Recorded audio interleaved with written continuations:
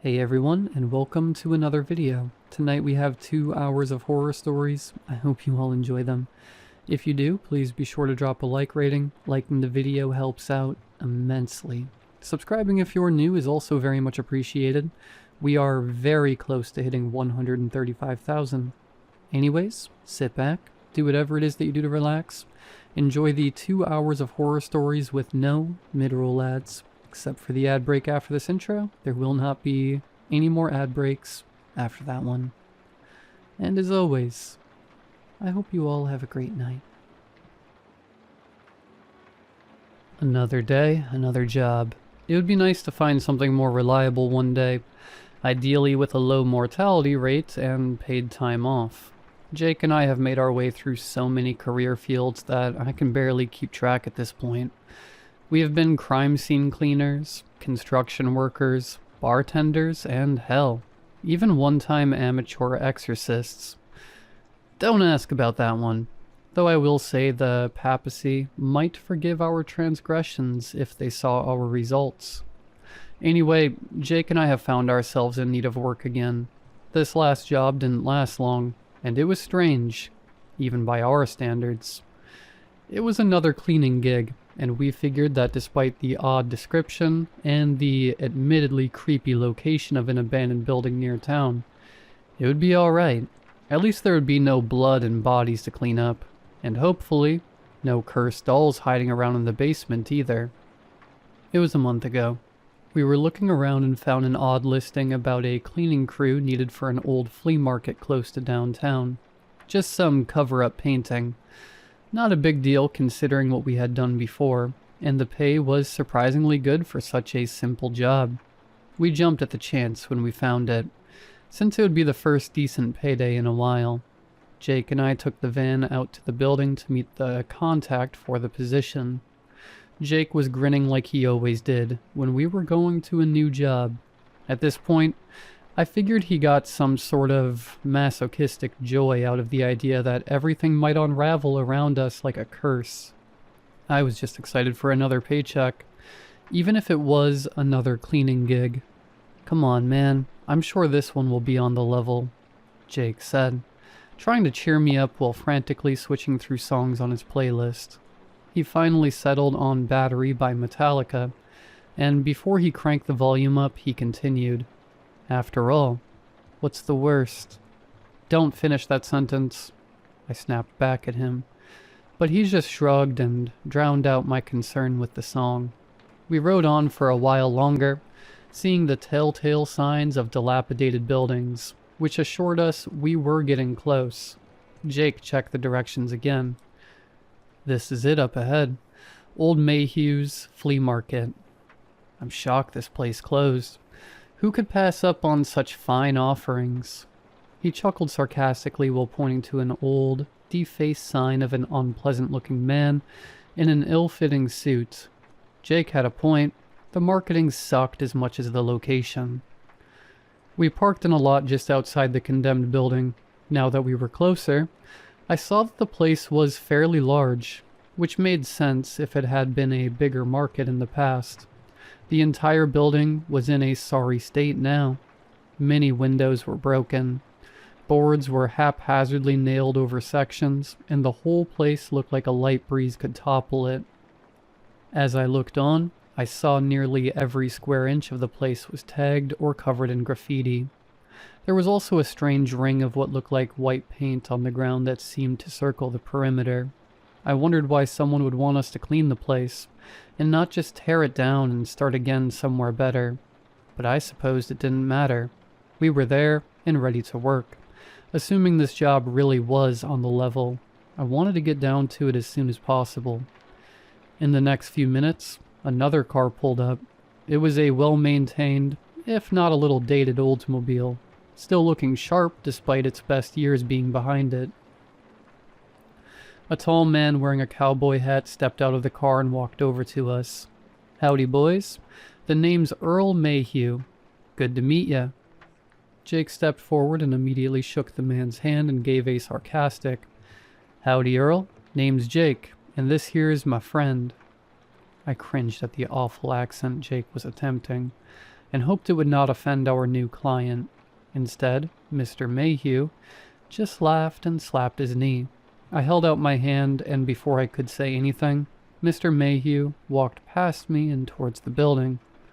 Well then, now that the introductions are out of the way, please follow me. I can show you the place, and you fellas can decide if y'all are interested in the job. He moved on towards the building. We shrugged and followed.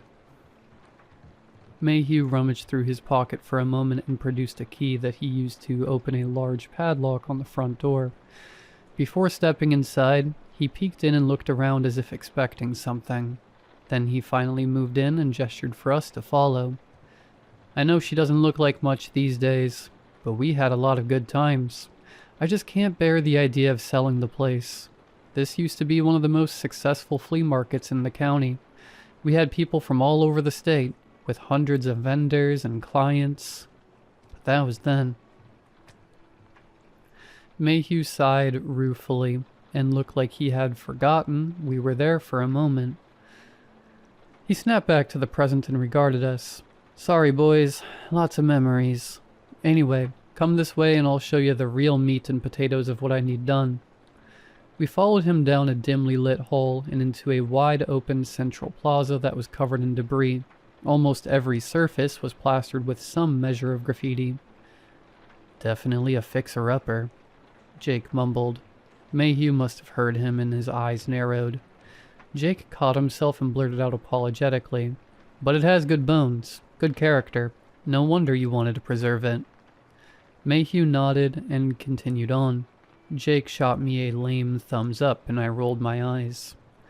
We stopped again, and Mayhew looked around, examining particular walls and parts of the floor with care. I was about to ask what he was looking for, when he held up a hand and then pointed at a spot on the wall. "There, right there. That is what I need you gentlemen to take care of." I looked at the odd spots on the wall and was confused. "What is that?" I asked, unable to hide my confusion. "That is what you will need to clean. This place has been turned over recently, believe it or not. I even have a crew working nights out here. No matter how much we cover it, it comes back. I need you two to cover it up before..." He paused, looking nervous. "Before what?" Jake said. "Before it changes," Mayhew finished, and we both looked at him incredulously. "Changes?" I tried to clarify. "Yes, I know it sounds crazy, but this art, if you can call it that, can change. It spreads all the time, slow and steady-like. If it's not cleaned up, it eventually transforms. When the images start forming..." Mayhew paused, and it looked like he was trying to suppress an involuntary shudder. "Well, it's best not to let it come to that. We have had some incidents before when it did." I didn't like the way he said incident. "But it won't be an issue if you are thorough. I just need you fellas to handle the paint. It has to be paint that covers it, and not any cheap paint. It seems as long as we use decent stuff, it holds it off longer. We tried throwing paint thinner at it, in case it might work to wear it down faster. Unfortunately, it wouldn't stop the spread, so I was left with gallons of the stuff that I had to store in the main hall. Once I get the funds ready, I am going to wallpaper the bejesus out of this place, and replace all the flooring and see how that thing likes it." He slapped his knee and laughed again, but stopped to cough awkwardly. I was confused. What was that thing he was referring to? It felt like there was a detail he was omitting. Mayhew straightened his jacket and continued. "So, fellas, what will it be? Just a few weeks of painting and I'm willing to pay you the whole salary of the last crew of 5 people. He held out a piece of paper and I collected it before Jake could. He looked over my shoulder and mumbled a soft, "Whoa," when he saw the pay. I tried to suppress my own excitement. It was double what we made on our last job for only a couple of weeks of work. "Count us in, sir," we said almost in unison. "Excellent, boys. Happy to do business with you. You can start tomorrow. I just have to work out a few things with the other crew, and you guys will be in business. Come by bright and early tomorrow, say 6 a.m., and we can go over the particulars."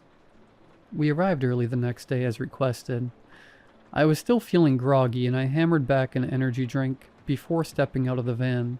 Jake seemed oddly energized and leapt out as soon as we arrived, nearly tripping as we went. Mr. Mayhew was there waiting for us. He looked disturbed by something and was kneeling down with a tape measure and shaking his head. There was an odd patch of what looked like dark paint that was on the ground near the white ring. As we approached, I heard him mumbling something in frustration about an artistic B word. I cleared my throat to get his attention and called out, "Hey, Mr. Mayhew, good morning." He looked up, and the look of concern vanished, replaced by his practiced businessman smile. "Hey boys, thanks for coming. Alright, so down to business. I'm going to go over a few things, so please save your questions for the end. I need y'all to listen and remember these things, alright?" We both agreed, and Mayhew continued. "You'll be spending most of your shift painting, not some normal painting job. Try and think of this as having a moving target. For a little backstory on how we got here, a long time ago we had a vendor here. She claimed she was an artist, but she was really more of a witch. I know it sounds crazy, but it's the God's honest truth. She caused a lot of trouble. Eventually she cursed the whole place when things changed in a way she didn't like. At some point she disappeared. Ever since then, this paint keeps finding its way on the walls, the ceilings, even the floors." He gestured around, and then I noticed the outline of 3 human faces staring down at us from the ceiling. They didn't have features, but the lack of eyes and mouths made them even more unsettling to look at. "Like those?" I pointed up above us, and Mayhew looked up and cried out, "Ah, Jesus H. Christ. Yes, like that. Let's step out of here for now, fellas." We followed him as he rushed out, with a look of genuine fear clinging to him as we fled. We moved out into the parking lot, and he let out a wheezing gasp. "Sorry about that. Just startled me is all. Anyway, this artist. She has been leaving these paintings, and I've been having folks cover them up every day. They just keep coming back. For a while I decided to leave it, but then bad things started to happen. Sellers started to leave, calling it unsafe." He spat on the grounds and grimaced. "Then people started seeing things and getting hurt. Finally, an incident happened that ended up closing us down. Since then, I hold out hope that something can be done to save the place, but I just can't leave it. That thing, it's not content staying here. Every day the art creeps a bit closer to the outside, and the details become a little bit clearer. When those details are clear, if you see them, well, something bad happens. Something that is better to cover up. That's why I need you boys and the other cleaners." He cleared his throat and looked troubled. I was trying to digest the crazy story, and so was Jake. Mayhew asserted his confidence again and continued. "Whatever this stuff is, it's unsafe. As bad as black mold and just as spreading. Paint over any and all of it that you see. Just be careful it don't spread out beyond this circle. Cover that mess up first." He pointed to a line in the lot snaking out from the building. "And the most important thing, if you see any faces or outlines like back in that room, cover them up right away. Don't wait. If eyes start to form, or worse, the mouths." He paused again, suppressing a shudder. "Well, just cover them up. And don't listen to anyone or anything else besides each other and me. Otherwise, easy as pie, right? You guys do this well, and it looks good after the first day. You can even get a bonus. But I do need y'all to sign this contract. I like to offer my people true employment." He held out some papers and Jake scoffed. "We are independent contractors first and foremost." The indignance in his voice surprised me, and for a moment I thought it might actually be a deal breaker. Then Jake chuckled as Mayhew looked dumbstruck. "Just yanking your chain. Yeah, bring on the paperwork. Do we get health care?" Mayhew smiled again and laughed along. "Fill out the paperwork and you can be eligible for health coverage, LTD, and life insurance." Mayhew showed us to a small picnic table set up near the outside of the building, and we filled out the paperwork. I saw something odd in the life insurance policy. It indicated that the placeholder beneficiary was Mayhew Industries. It seemed a bit odd, so I asked him about it. Mr. Mayhew, this paper says that the company holds our life insurance policy first. When does that change? Oh, that? He said dismissively. It's just standard policy. First 2 weeks, we hold the account and securities until it transfers to your beneficiary. It seemed odd, and I was about to tell Jake to hold off. But I looked over and saw he had finished and was already handing his completed papers back to Mr. Mayhew. I laughed and then finished signing my own. After all, how bad could a painting job be? After it was all settled, Mr. Mayhew showed us to a small storage shed that had dozens, if not hundreds of cans of white paint inside. There were also rollers, pans, brushes, anything a painter might need. This should be good to get you started. Use as much as you need. Thicker coats seem to take longer for that stuff to show through. Have fun, guys, and be careful. I would hate to lose you, too. He walked out to his car, moving in an odd pattern, as if avoiding the path we had taken to get in. I noticed the line of paint that had been there before was gone, or rather it had curved off in a new direction, oddly pointing towards the way Mr. Mayhew was leaving. I ignored the eerie sight and asked Jake, "Are we worried about that last thing he said? About losing us, too?" He shrugged. "I don't know, but what I do know is, I call not it for painting over the creepy face ceiling." He nearly doubled over laughing, and I held my face in my palms. I could already tell this would be as exciting as watching paint dry. We started work quickly. All the supplies were conveniently located, and it was not long before we had covered up the oddly snaking trail of dark paint that had been creeping out of the building with the white cover-up. Not sure what that guy was talking about. This is going great. It's not like this stuff is actively moving. Come on, let's go inside and work on the other rooms. Jake was right. Since Mr. Mayhew didn't care about how careful we were, it was coming along nice and quick. We opened the front door and nearly fell back in unison. There, inside the entryway, which had been a fading white just an hour ago, now showed murals of dozens of people and dozens of empty faces in that streaking black paint, all of them looking at us from the walls, ceiling, and even up from the floor. Okay, so that's not ideal. I mumbled as we observed the impossible change. The new paint glistened and seemed to have an eerie aura, like it had only stopped moving because we had arrived to look at it. "Well," Jake exclaimed. "Always has to be something, though at least the old guy was honest with us. Seems we just need to cover this stuff up, or at least do as much as we can, so let's go." Suddenly he rushed forward with a paint roller in hand, and dragged it along the surface of one of the new paintings. I couldn't be sure, but I thought I felt a disturbing sense of pressure build up when he covered the area where the eyes and face of one of the images had been. I was disturbed, but in the moment, I managed the same resolve Jake had. We were there, we had seen crazy stuff before, and we needed the money. I took a deep breath, opened a fresh can of paint, and got to work. At the rate we were going, we could get a lot done by the evening and get that bonus. But we were wrong. So wrong. Nearly 10 hours had passed, and only one room looked complete. Jake and I were reluctant to leave the room unattended, since we both suspected that as soon as we did, the insidious black paint would come washing back in to undo all our work. This is crazy, man. What the hell is going on? Some kind of haunting to wreck this guy's resale value? I mean, at least it's not attacking us, but it just keeps undoing our work. Jake shouted at the wall and kicked a can of paint towards the corner he had just finished. It was already starting to show new black streaks beneath the surface. I know this feels hopeless, but we get paid by the hour, so even without a bonus, the money is still good. Come on, I think the evening shift should be here soon, I said, trying to reassure him. We left our supplies in the hall and walked out to the parking lot. As we neared the exit, we heard a voice shout from outside. "Nathan, where are you? You need to get out of there. It's not safe. Jake and I looked at each other confused.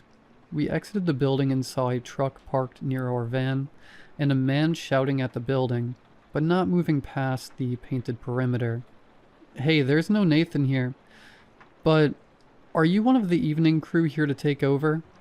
I asked him, but he seemed surprised at my assertion and looked confused, then horrified. No. Oh, no. He brought other people here. God, please tell me you saw Nathan in there. We need to get him out. He has been in there since last night. Whoa, slow down, dude, Jake said, trying to reassure the panic-stricken man. We have been painting all day here, and your friend's not inside. We would have seen him. Who are you and what's going on? Mayhew said a night shift would be here to take over. The man took a deep breath and spoke in a strained whisper. My name is Roger. Nathan is my friend and fellow painter. We were hired to paint over the weird art in this building by Mr. Mayhew. That was what we were doing, until something happened last night. Nathan did not get out. Something happened and I can't remember. He looked confused and frightened again as he struggled to recall. I don't know what happened. When I woke up, I was back home. I tried to call Nathan, but he didn't respond. Then I started to remember things, flashing images, faces, and Nathan staring at a wall with his eyes all messed up. I don't know what is going on, but we need to get him out of there now. Before we could ask him another question, Roger forgot his apprehension about the paint perimeter and bolted past us, shouting for his friend. Shall we? Jake smiled and ran after the screaming painter, back into the haunted building to look for his friend. I groaned and then followed him. As soon as we made it into the building, something felt off. The smell of fresh paint was stronger, but it also had a bizarre, acrid tinge. Like something else was in the air. I looked with disturbed fascination at the areas we had just painted over, and saw the black tar-like fluid oozing down the walls. Jake ignored the disturbing sight and rushed ahead, trying to catch up with Roger. I caught up with him around a corner, but Roger was nowhere to be seen. Suddenly there was a shaking in the building's walls, and we retreated back to the front door, fearing a structural collapse. After a tenuous moment, I looked at the front door.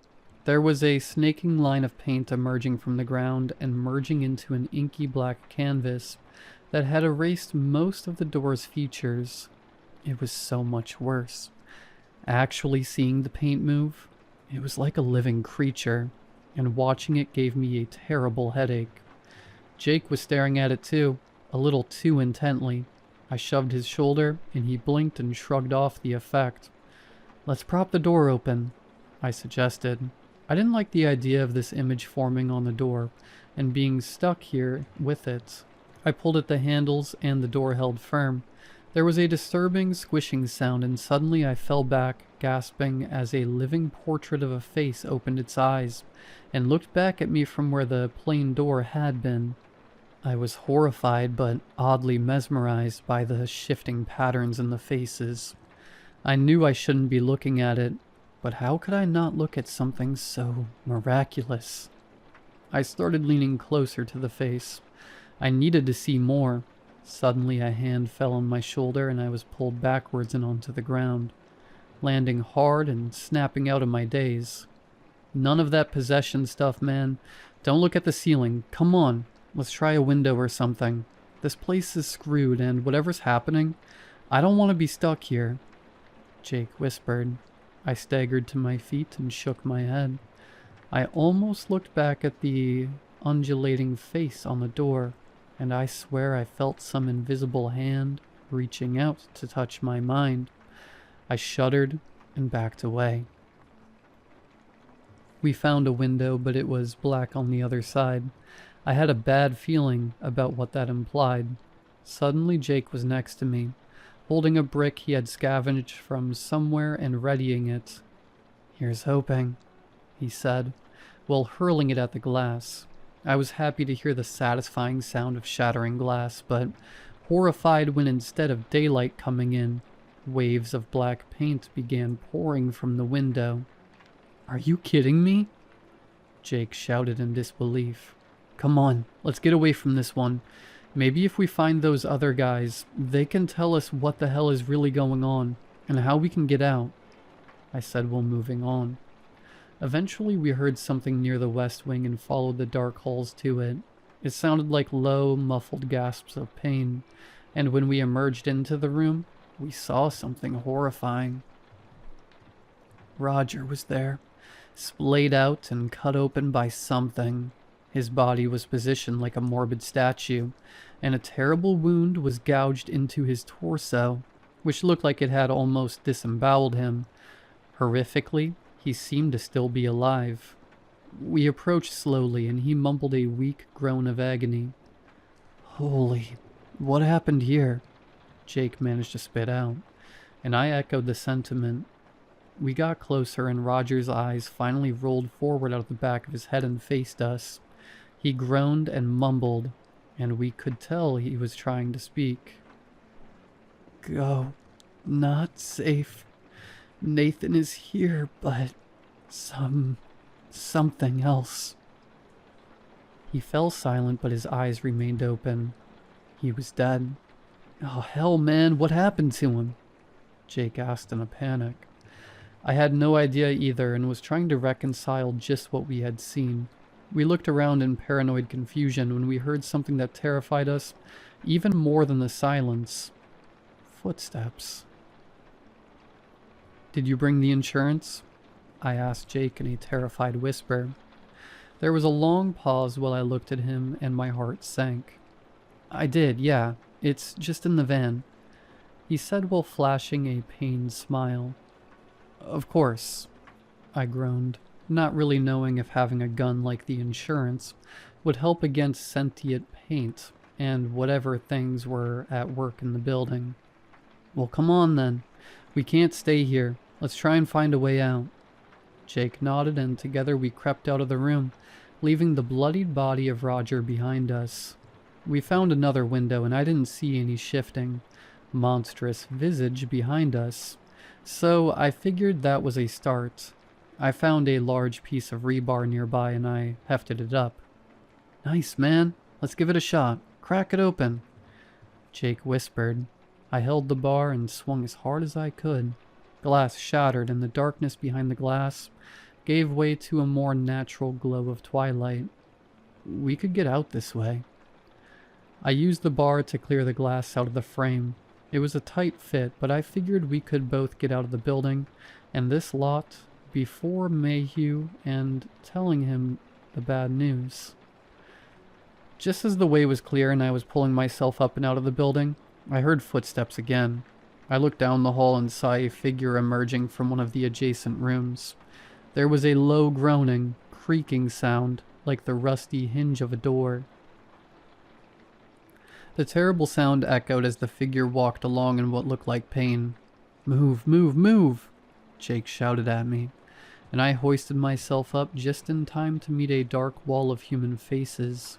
I sat there straddling the wall and looking in disbelief and horror as the tortured faces of dozens of people stared back at me, all as one. They wailed a pained cacophony that nearly ruptured my eardrums.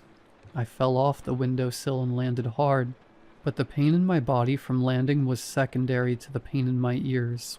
The awful sound those monstrous half-faces bellowed stunned me. I stared up dumbly at the broken window, as if expecting them to be gone, but the leering faces looked down at me, and I swear they started to laugh. Before I knew what was happening, I could hear again, and I heard Jake shouting at me and hoisting me back to my feet. "Come on, man, come on!" He pulled me up, and we started to sprint away from the wall of faces. When I looked back, I saw the figure slowly moving towards us. A faint glow of inky tendrils trailed behind him, covering the walls, floor, and ceiling with more of the terrible paint. We rushed on, but the path led to a large double door that was padlocked and barred. "What now?" Jake said. struggling for words and as scared and desperate as I was feeling. My mind was finally recovering, and I noticed we passed 2 doors on our attempted flight from the building. "This way," I told him as we moved reluctantly back towards our pursuer. We ducked into one of the rooms and closed the door just as I heard the awful creaking and groaning sound getting closer. The room was small and had old filing cabinets and 2 busted down desks. We took cover under one of them and tried to stifle our strained breathing as we waited to see if the thing would follow us in. For several minutes we sat there in panicked anticipation. As we waited, I saw something in a half-closed drawer. It looked like a small silver locket. I reached into the drawer, and it made a slight noise that Jake nearly freaked out about. I shrugged apologetically and removed the locket. I opened it and saw the portraits of 2 young women. I turned it over in my hand and saw that the locket had likely been a gift. There was an engraving which read, "To Lily, my sister and my muse. Love, Sam." "What's that?" Jake asked. "Not sure what it is or how it got here, but something about the face in this locket feels weirdly familiar." Jake frowned. "All right, man. Just don't put it on or get possessed by some ghost girl. I'm not dealing with that tonight." I agreed and nearly laughed at the absurdity of our situation. For a moment, I thought it might be safe to leave, that maybe we had given our pursuer the slip. I was about to stand up when the door handle rattled. The door opened with a terrible creak, and we both knew that thing was in the room now. The smell of old paper was replaced by the sickly sweet smell of something rotting, as well as the strong fumes of fresh paint following close behind. I couldn't bring myself to look over the desk. It was in here now. Jake sat next to me, shivering, but trying to stay silent too. His eyes bulged suddenly, and I stole a glance at what he was looking at. It was a snaking tendril of paint that moved past the desk we hid behind and slowly climbed up the adjacent wall. We heard shambling steps in the room and a terrible gasping sound like a person struggling to breathe. Eventually the paint on the wall began to take shape and form into the silhouette of a face. Jake shook his head and closed his eyes. I knew we shouldn't look, but if we stayed in place, we would have no choice but to. I had an idea then. It was a bad idea, but we were in trouble if we didn't do something. As the face began to form, I knew whatever it was would see us, so I leapt forward and put my back to the face to try and cover its eyes. My plan would have worked, but I tripped and stumbled, knocking a small stack of papers over in the effort. I held my breath, but I heard the footsteps getting closer again. I knew the thing was too close. I had to do something. I jumped up and shouted, "Nathan, wait!" The figure stopped moving and stood looking at me. In the dim light, I finally saw its features, and it took all my willpower to meet its gaze. It was a person, a middle-aged man, bald and with a thin beard. As for eye color, I couldn't tell. All that showed were fathomless black pits of swirling ink that looked just like the sentient paint we had been trying to cover up. Whatever was happening to this place, it seemed to have possessed one of the cleaners, and I had no idea what I was really looking at just then. There was a terrible pause, and I thought I might have made a mistake. I had a feeling it would rush me and envelop Jake and me in the terrible paint. Instead, I heard a choking, gasping noise, followed by the figure bending over and retching. In the next moment, torrents of the writhing paint left his body. Then the thing that had once been Nathan looked at me again. It cleared its throat and spoke. "You two, more people Mayhew brought to destroy my work. You can't be allowed to leave. You can't be allowed to do this." The figure lurched forward, and I held up my hands. "Wait, we were just hired to clean the place." The thing reached out its arms, and snakes of paint began to unfurl and reach out. I thought we were dead. but I reached for the trinket I had just found and held it out.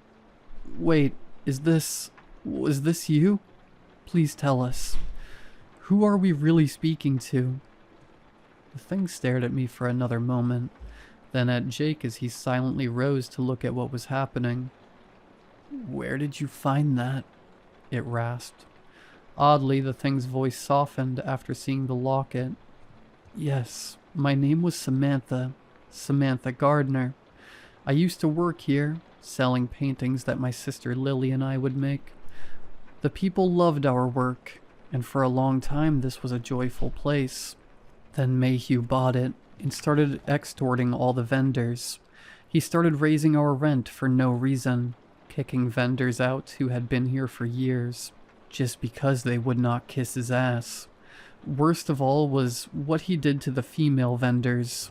The terrible face of the puppet Nathan went slack, and I heard bones crunching as a fist balled up. I shuddered as I considered the entity's anger. After a while, enough of us got together and tried to get him ousted, but he took things to an extreme. He knew I wouldn't let it go. He invited me here to talk it over and try to come to an arrangement. Then he killed me. My sister was horrified. She tried to get the police involved, but they couldn't prove anything. Mayhew ensured it all looked like an accident. I thought it was over. I was dead, but somehow Lily used her paints to bring me back.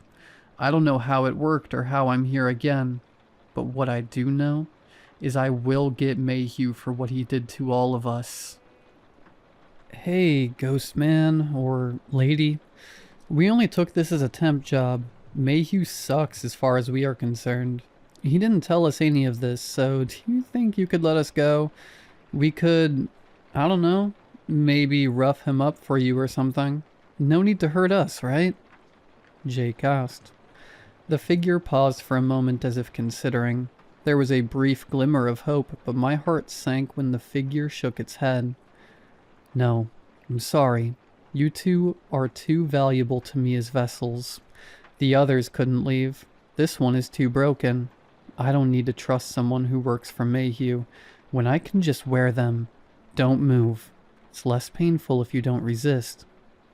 The creature staggered towards us again, arms outstretched, the terrible paint bleeding from its mouth. I pulled Jake away as a gout of black paint sprayed out from the thing and nearly covered him. We recovered quickly and burst out of the room, running away as fast as we could. I looked around as we fled and saw that the walls were covered in more of the paint. It was dripping from the ceiling now, like blood from a wound. We rushed back through the main hall and witnessed a horrifying sight. The walls were lined with more of the black paint. In each surface, the faces of the dead writhed in different states of decay. The sentient paint surged and writhed over everything like a canvas of lost souls. We had to get out, but we knew that thing was still after us. I had another idea. It was a bad one, but we didn't have many options. Jake, do you have a lighter? I asked him. Yeah, man, why? What's the plan? He handed it to me. I considered just how crazy the idea was, but resolved to go through with it when I realized what might happen if we waited. Well, if this is like one big painting, and the canvas is keeping us in, why not burn our way out? We have gallons of paint thinner in the hall that Mayhew left, and a light source. I trailed off, and Jake's look of concern changed to a manic, hopeful smile. It's crazy, dangerous, and stupid. I love it. Let's go. We sprinted back to the front door, ignoring the terrible wailing coming from the images all around us. We got to the front door and saw the drums of paint thinner nearby. Throw some, I called out to Jake. He doused the door with paint thinner, splashing it over everywhere, since his eyes were closed and he didn't want to look at the terrible faces that screamed back at him. Back up, I shouted to him, and he stumbled a few steps back. I opened the lighter, struck a flame, and crossed my fingers. I threw the lighter, and after a moment, there was a burst of light as a small fireball flared into life. The stench of burning paint and charred wood was horrible. The faces melted away, then the paint, then parts of the door as the fire spread quickly from surface to surface. Now we just have to get out of the burning building. I laughed as we saw the smoldering door. Suddenly a terrible wail echoed through the hall, and we saw the twisting form of Nathan being carried aloft by a small wave of living paint. The puppet thing spoke in the enraged voice of the slain painter. "You pathetic, monstrous savages! What have you done? My work, my life. You will burn it all down. There will be no justice for us all. No future. No more art." I almost felt bad for the rambling specter, until the horrible face contorted in a rictus of hatred, and the thing shrieked and charged at us. We had to go. I looked to Jake and he nodded. We both leapt at the burning door, feet outstretched in a synchronized kick. The door smashed open and we stumbled out into the cold night air. We gasped at the fresh air and scrambled away from the burning building. The paint monster continued wailing but could not follow us through the veil of flame. As we watched it burn, we saw the outside tendrils of paint begin to wither and dissipate, despite the lack of touching flame. "Should we call 911? Jake asked. I considered it for a moment, then heard the shrieks inside of whatever still lingered. Nah, let it burn for a bit.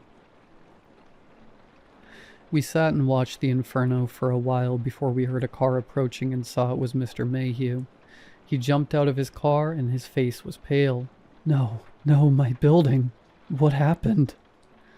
He stomped over to us angrily, and Jake looked ready to engage. But I held a hand out to stop him and spoke first. "So, I think a few details were omitted about this project, but I'm guessing we were not supposed to find out before we got turned into demonic meat puppets by the ghost of an artist you murdered." Mayhew looked shocked that I had just said it out loud.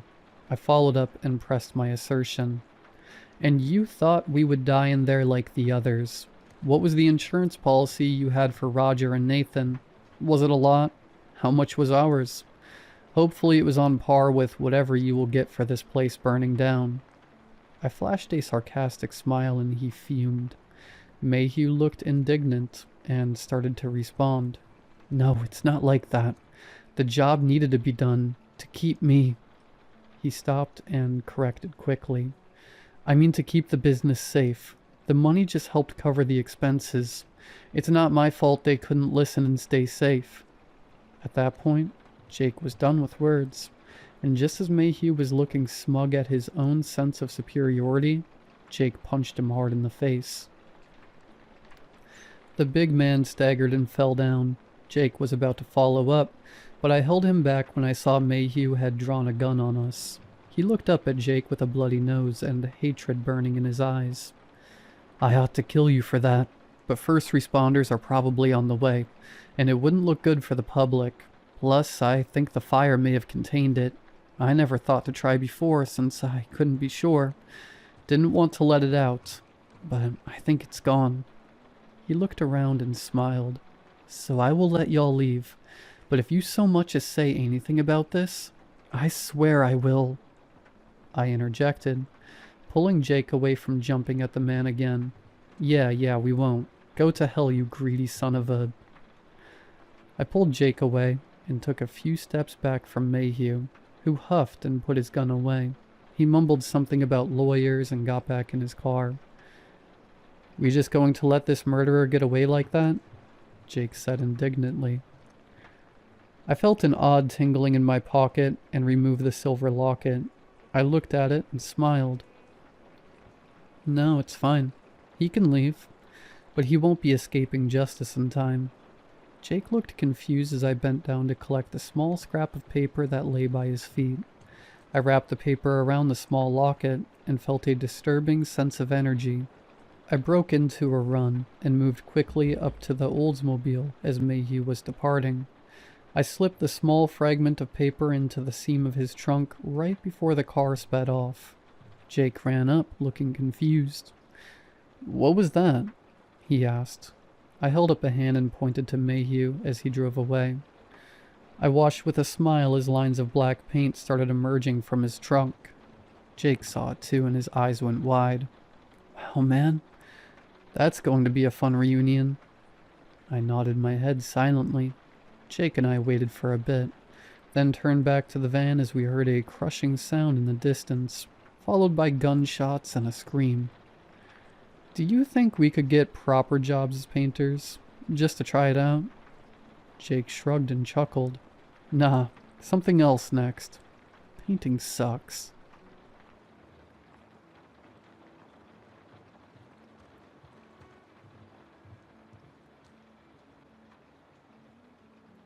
I'm scared of water.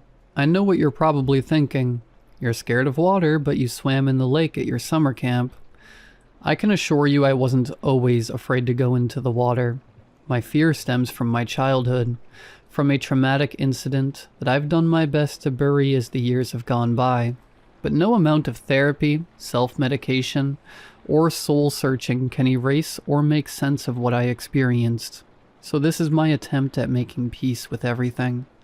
Whether or not you choose to believe me is up to your discretion, but before you draw your own conclusions about me, about everything, please read to the end.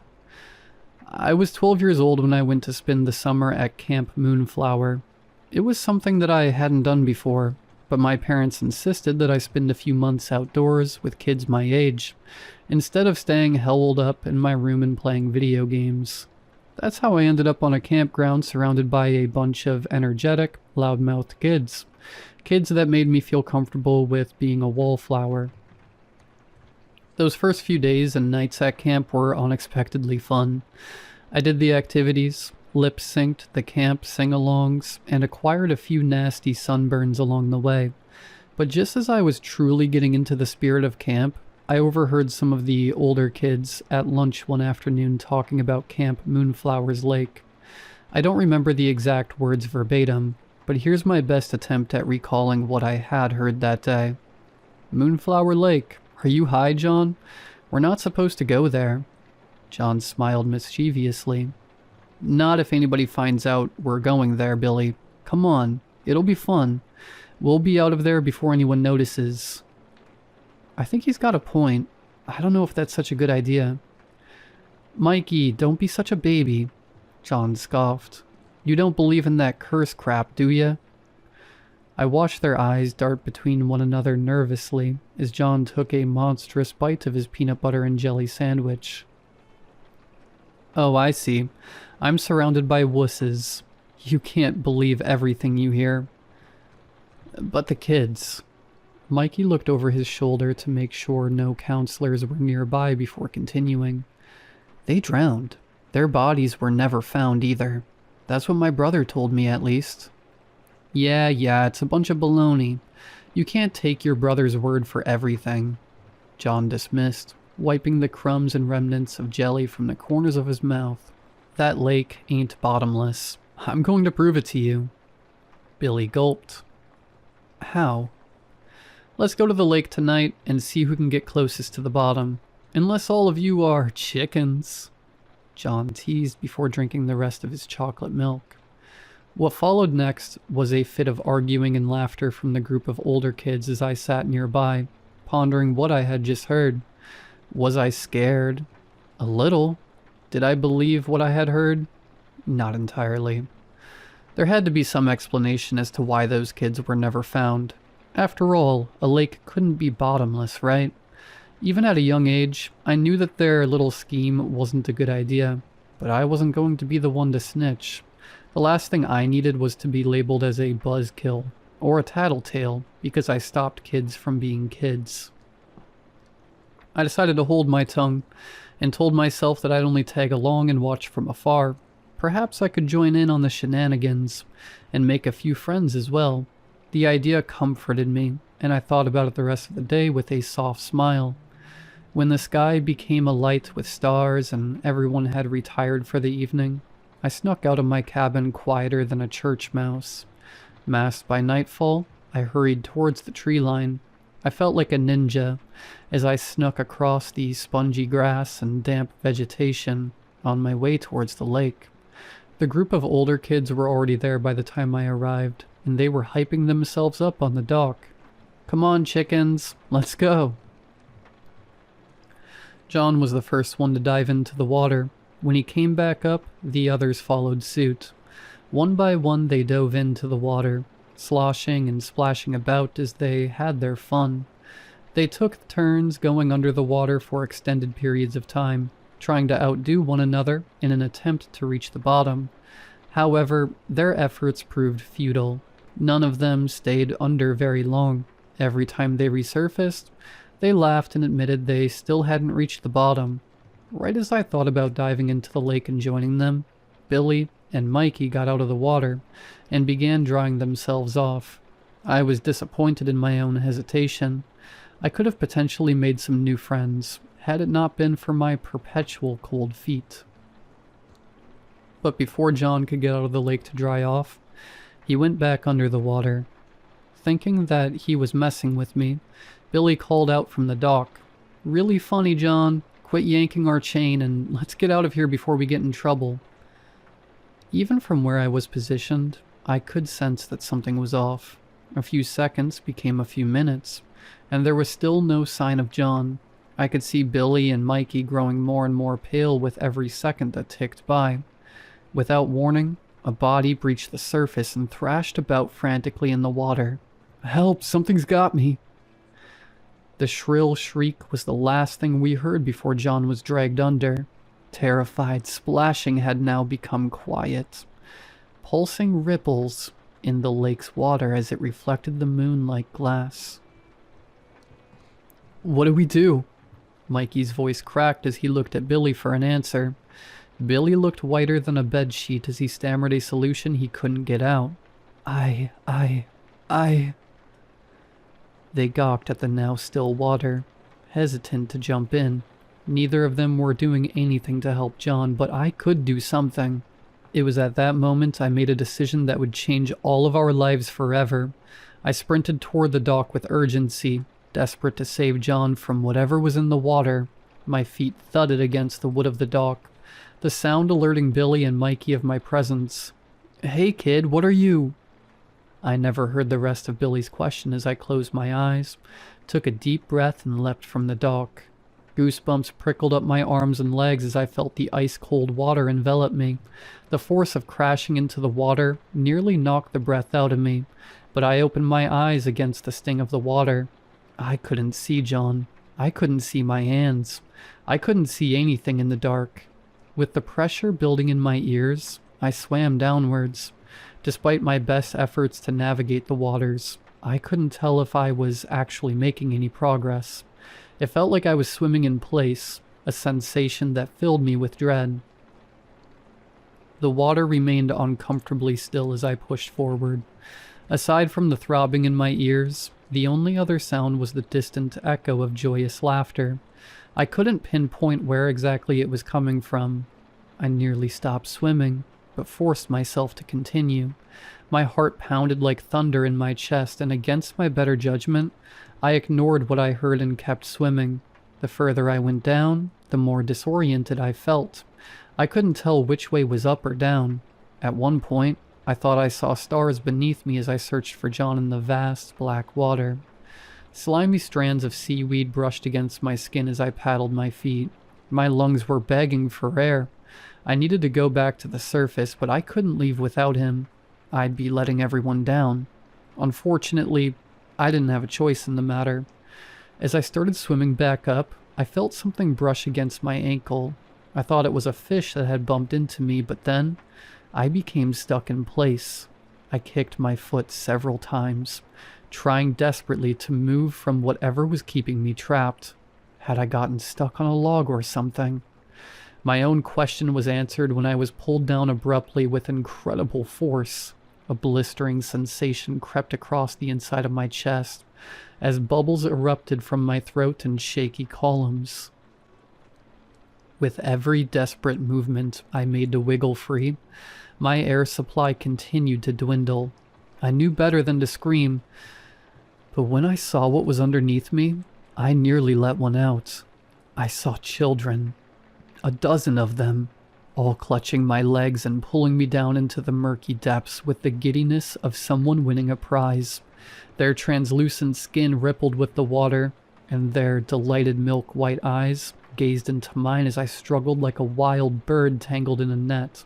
No matter how hard I tugged, no matter how hard I kicked, no matter how hard I tried to swim, I couldn't move anywhere but down. Their excited giggling swelled around me the closer I drifted toward their playful smiles. What little adrenaline I had left slowly dissipated, and my surroundings began to spin. My body felt as heavy as an anchor as I descended deeper into the underbelly of the lake. Suddenly, one of the children drifted closer than the others, until his face was mere inches from mine. The moment I recognized him, every remaining shred of hope inside of me died. It was John. His soaked hair floated weightlessly around his pale face as a terrible excitement glistened in his eyes. The children gathered around me in a curious circle, their laughter echoing through the water like a playground during recess. From the looks on their faces, they appeared to be thrilled to finally see me up close. A new friend. The words extinguished every thought in my mind. I couldn't breathe. Tiny, pellucid hands tightened their grip around my legs and dragged me deeper into the endless cold void below. I hadn't thought about death before that night, but the further I sank, the more I dwelled on it. Would it be as dark and cold as the water I was trapped in? Would I see God? Would I see anybody? What was waiting for me? The questions spiraling through my mind were underscored by my slowing heartbeat. The lake around me distorted into bleary shapes and broken prisms of light. Somewhere beneath all my fear, a small but traitorous part of me stopped resisting. Maybe dying wouldn't be the worst outcome, if it meant I wouldn't be alone down here. Before I could accept my fate as nothing more than a submerged memory, a powerful force suddenly wrapped itself around my waist and yanked me upward. I don't remember the journey up from the depths. The next thing that I remember happening was coughing and sputtering on the dock. A counselor pressed against my chest in rhythmic pushes, causing my body to spasmodically heave with every burst of water that came up from my throat. The night air grazed my soaked skin. The sensation made me feel like I was at the center of a blizzard. I gasped desperately for breath, while my entire body trembled uncontrollably. Above me, red and blue lights danced intermittently across the surroundings as counselors and campgoers alike observed in panicked confusion. Billy was crying nearby, and Mikey was shaking his head, refusing to acknowledge what happened as reality.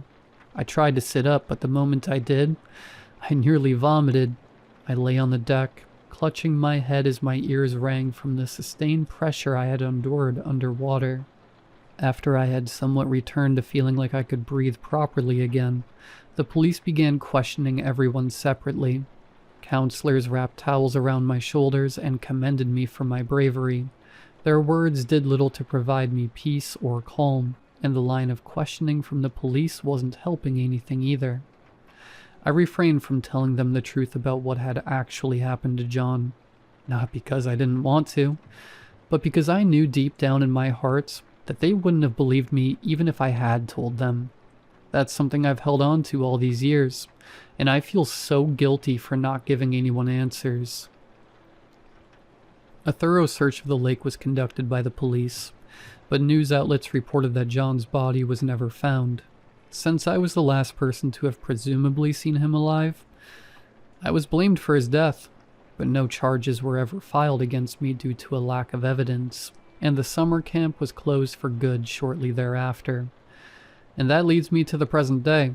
I rarely sleep, and my bedside drawer is overflowing with medication I can't recite or pronounce properly. I can't get the image of John and those children out of my head. The memory of it all still feels excruciatingly real. I've kept in touch with Billy and Mikey since then in some capacity. The last time I spoke to Billy was a couple days ago. He's doing well for himself and providing for his family by being an airplane mechanic somewhere in the Midwest. Mikey has been harder to get a hold of, though. He's been busy keeping his multiple businesses afloat in addition to being a father of 4. Sometimes we talk about that night, but I have never gone into detail with them about what I had seen. They still view me as a hero, but I have never felt deserving of that title. I can't help but wonder what would have happened had I been successfully pulled under. Even after writing this down, I don't exactly feel any better, but I at least hope that this provides some closure for John's family, and for those who witnessed such a horrific tragedy that night. I'm sorry, John. I wish they would have taken me instead.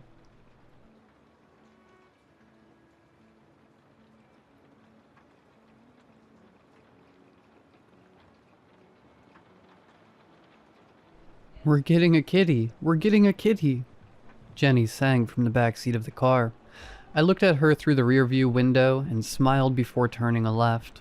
The local animal pound was at least a 20-minute drive from our house. My daughter had been singing for 15 of those and had every intention of keeping it up for the remaining 5. In the weeks leading up to this moment, my wife and I had been in many discussions about adopting a cat. She thought that having an animal companion around the house would be beneficial for all of us. For my daughter, taking care of another living being would give her an early lesson in responsibility. For us, it meant free pest control. Where she saw an opportunity, I saw the downsides. Providing for just the 3 of us was already stretching our budget thin. Getting a pet meant another mouth to feed, even if it was just a tiny one. But most importantly, I've never been a cat person. If Jenny didn't pick up her responsibility in feeding their new family member and changing its litter box, it means I would be stuck feeding and cleaning up after an animal I felt little affection for. Unfortunately, I was outnumbered. After a few weeks of pressure from both my wife and daughter, I finally caved. How could I say no to those pigtails? Seeing how giddy Jenny was, I realized whatever money and effort the cat would cost was well worth it. Daddy, can I choose any cat I want? Jenny interrupted her singing to chirp from the back seat. I replied. My attention divided between traffic and coming up with a safe answer. Let's choose one together, okay? My main concern was getting a critter that could at least earn its keep by catching mice. The answer seemed to satisfy Jenny. She didn't argue, but instead went back to singing, kicking her feet and looking through the window as the animal shelter came into view. As we entered, we were greeted jovially at the counter by a middle-aged man wearing jeans, work boots, and a polo shirt with the shelter's logo on the chest. The shirt looked like it had seen the inside of a washing machine too many times. The man looked like he'd seen every cat, dog, rabbit, bird, and fish that came through the shelter with his own eyes. He smiled at me and shook my hand, then waved at Jenny. Good morning and welcome. I'm Gary. How can I help you two today? Jenny responded before I could. We're getting a kitty. Is that so? Gary asked in the exaggerated tone typical for an adult talking to a child. Well, I'm sure we can help with that. As he said this, he directed his attention to me, and his tone became more formal, albeit still jovial. Anything specific you have in mind? Well, it's up to her.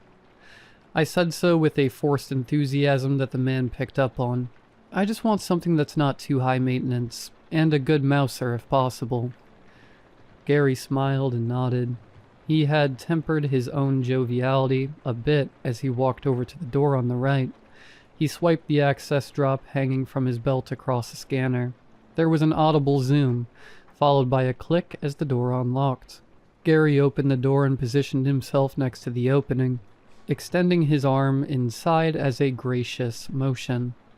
Very well, let's see if we have something that you like.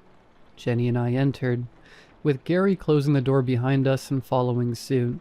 We walked through a gray concrete hallway. The smell of cat litter filled my nostrils, and I could hear the distant sounds of dogs barking. We soon reached a T-junction. To the right is where we keep the cats. Nothing could prepare me for what came next. We rounded the corner. To my left, Through a wide window, I could see into a large communal cat room, and sitting in the middle of that cat room, amongst various cats and surrounded by toys, cardboard boxes, and scratching posts, was a man. A man wearing a cat suit. I stopped dead in my tracks. What the... I cut myself off before saying the last word, mindful of adding yet another swear word to Jenny's vocabulary. My sudden halt almost caused Jerry to bump into me. Looking up in surprise, he followed my gaze to see what I was looking at. Oh, that's just old Tibbles. I looked at Gary and back at the man in the cat suit again. This Tibbles, had noticed us and was looking back at us with a blank stare. His cat suit, a full bodysuit that covered everything but his face, hands, and feet, looked cheap. Like something you'd order off of a cheap web shop. It was dirty and covered in stains. The man had a narrow face with a messy beard. A few bangs of sweaty, dirty blonde hair escaped the constraints of the suit, where it fitted around his skull. The whole thing was tight-fitting, causing it to clamp tightly around the skin of his face. His hands and bare feet were stained with dirt and ended in long, yellow, cracked nails. He gave Gary and my daughter a blank stare before finally resting his blue, bulging, veiny eyes on mine in a prolonged gaze. Then he placed both hands on the ground and, on all fours, scuffled towards one of the water trays. He lowered his head towards the tray, opened his mouth, and began lapping up water with a pink, fleshy, all too human tongue. I stared at the spectacle, mesmerized. Gary's words echoed in the background, my mind barely registering them. Tibbles has been with us for a long time. He's a tough old tomcat, been on the streets for a good few years. He looks a bit worse for wear, but he's honestly one of our most well-behaved cats. I snapped back into reality. Is this some sort of a joke? I asked, turning to Gary. The initial shock replaced itself with frustration. If so, I don't think it's very appropriate for children. Do you? Gary, visibly taken aback by my accusation, fumbled for words. Joke? I'm not sure what you mean, sir. I looked back over my shoulder at the cat room again. Tibbles had finished drinking and was now using his foot to scratch himself behind the ear. A feat of flexibility that was above most people. Jenny, meanwhile, had pressed her face against the glass. I returned my gaze to Gary, who looked at me with raised eyebrows and a blank expression. Everything about him hinted at genuine confusion, not a single sign of some practical joke or malicious intent. Then Jenny spoke the very words I had dreaded hearing. Daddy, can we take Tibbles home with us? I spun around. What? No. No, of course we're not taking that thing home with us. Jenny was visibly startled by my angry outburst. Tears began welling up in her hazel brown eyes. But I want Tibbles. Gary chimed in again. Sir, I get that he looks a bit rough around the edges, but I can assure you that Tibbles is, like I said, a very well-behaved cat. He's good with kids, very affectionate. He's had all his shots, and he's in good health. Well, aside from some scars. Fights with alley cats in his past life and all that. I just stared at Gary, lost for words. In the background, Jenny was softly crying. Tibbles was sniffing below the tail of some other cat, and I was stuck between feeling repulsed and feeling like the bad guy.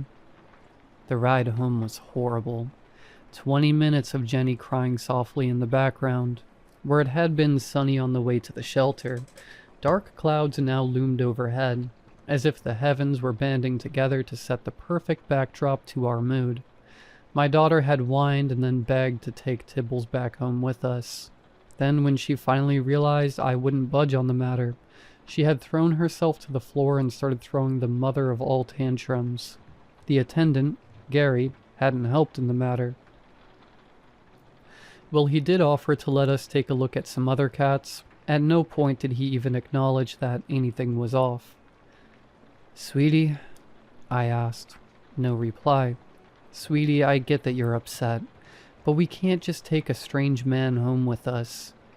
Jenny's tearful eyes didn't meet mine, instead being fixed out of the window as if counting each mile that our journey put between Tibbles and her.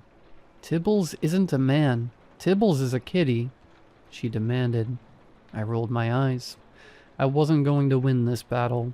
When we got home, as soon as I opened the door, Jenny brushed past me and angrily stomped upstairs, slamming the door to her bedroom.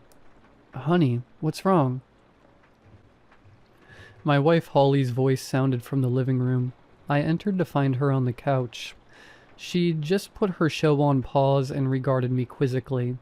Where's the cat? And why is Jenny in such a bad mood? I sighed and crashed into the couch next to her. You'll never believe what we went through. As I recited today's events to my wife, her look became more and more incredulous. I couldn't blame her. When I was done, she blankly stared at me for a few seconds before finally mustering a plain, "What?" I know, it sounds ridiculous. I rested my head against the fabric. Wouldn't believe it myself if I hadn't just seen it. That's messed up, Holly finally said. I was glad she believed me. We'd been together long enough for us to know when the other was being serious. Who the hell plays a prank like that on a 6-year-old? Maybe they get off on that kind of stuff, I mumbled, more to myself than to her. Now that I had vented my frustration, I just felt tired. I swear I'm calling them back tomorrow to give them a piece of my mind. Holly nodded along at first, and then perked up from the couch. A dead giveaway that an idea had formed in her head. I'm off work tomorrow. How about I go there with Jenny? Throw a fit to that guy's superiors. Gary, you said his name was. I nodded, not having caught up to her plan yet. Holly smiled. If I go full Karen on them, maybe they'll cut us some sort of deal. Get us a free cat or a year's worth of free food. I replied, Are you sure about that? I mean, after all this, would you really want to adopt an animal from a place like that? The next shelter is several towns away, Jenny said. It's at least an hour's drive, and Jenny's still going to want a cat. Why not see if we can use this to our benefit? We get a discount, our daughter gets her cat, and Gary and his creepy friend get the sack. Hopefully. I nodded slowly. The idea was beginning to appeal to me. Holly could be an absolute terror if she wanted to, but if anyone deserved that treatment, it was those two sickos. Fine, I said, as long as I don't have to set another foot in that place. The next day, the events at the shelter had become an afterthought. My wife had talked to our daughter last night and had promised they would definitely get a cat today. During breakfast, Jenny was back in high spirits. Seeing a smile back on her face brought a smile to mine. Are we getting Tibbles today? I looked at my wife, who stroked her hair and said, Let's see when we get there. Maybe there are other cats you'd like. I mouthed a thank you to my wife before kissing them both on the forehead and grabbing my coat and heading off to work. That day I considered telling the story of the fetish freak at the animal shelter to my colleagues at lunch, and I thought better of it. I had a hunch they wouldn't believe me, so instead I called Holly. Hey dear, how's work? Her voice sounded from the other side. It's fine. Slow day. How are things over there? Did you stop by the shelter yet? We did, and guess what your wife pulled off? We got our cat for free. You should see them when you get home. He's such a cutie, and he's getting along great with Jenny. That's amazing, I said. Was Gary there? Did you give him hell? Nope, he wasn't. I got to talk to the owner. He seemed confused, but he promised he'd look into it. I see. Well, thanks for doing this, sweetheart. I'll see you when I get back. Too bad Gary and his buddy didn't get to deal with my fuming wife. I'd just have to take solace in imagining the owner putting a royal foot up their butts. The day went on like any other, and as I arrived home after a long day of work, I was expecting the whole situation to be relegated to a weird story I could tell at parties. I walked up to my door, turned the key, opened it, and entered. I was greeted by the smell of lasagna in the oven, and my daughter's voice from the living room. "Daddy, come look at our kitty." "I'm coming, sweetie," I said as I hung up my coat and took off my shoes. I then followed Jenny's voice to the living room. I found her kneeling in the corner, her hand stoking the cheap, stained, fake fur of Tibbles. Tibbles. The man in the cat suit was lying on his side on our living room floor, eyes closed in enjoyment. "What? Holly!" I yelled. "Holly, come in here." My wife rushed from the kitchen. "What is it? What the hell is this?" I motioned at the man in the cat suit. "Why did you bring that freak home with us?" "Freak?" Holly asked. "We got a cat, just like I said. Just look at how happy Jenny is." "Tibbles is my best friend," Jenny chimed in as she wrapped her arms around Tibbles' chest. The sight sickened me. "Jenny, get away from that thing." "What's wrong? Did something happen at work?" Holly asked. No, nothing happened. It's him. It's the man in the cat suit from yesterday." "No, it's not. It's a cat. It's just a cat." I stood there, mouth agape. Holly looked at me with a concerned expression. Jenny continued petting Tibbles. And Tibbles? Tibbles began purring, like a man would purr when imitating a cat. He stretched his long, lanky body across the room and rolled onto his back. One of his spindly legs bumped against the standing lamp, almost knocking it over. I noticed something sickening. Back in the animal shelter, it had seemed like Tibble's cat suit covered his whole body except his face. But now I saw that another opening had been created, one further down his body. Near Tibble's crotch and rear, the fabric had been cut open, revealing his bare buttocks and member, which lay flaccid between his legs, exposed for my daughter to see. Tibbles then noticed me. He rolled over to his stomach and raised himself on all fours. Meow. A deep, male voice pitched higher in order to come closer to a cat's natural cadence. I stood there, frozen, as it lumbered over to me and rubbed its dirty, sweaty forehead on my leg. "Look, Daddy," Jenny said. "Tibbles likes you." I need a moment," I said as I brushed past them. I rushed up the stairs into my office and closed the door behind me. I felt nauseous. What was happening here? Why couldn't they see? Was this some sort of sick prank at my expense? It seemed unlikely. There was no way Holly would go this far, and even involve our daughter in some messed up jest. I took out my phone. I considered calling the police, but first, I called Frank. Frank had been my best friend since high school. We played football together, went to the same college, and stayed thick as thieves ever since. We'd been each other's best man at our respective weddings, and while Holly was my life partner, there were certain areas in life where the only one who understood a man was another man, where you needed a brother more than you needed a wife. Frank was like that brother. And of course, he didn't pick up right away.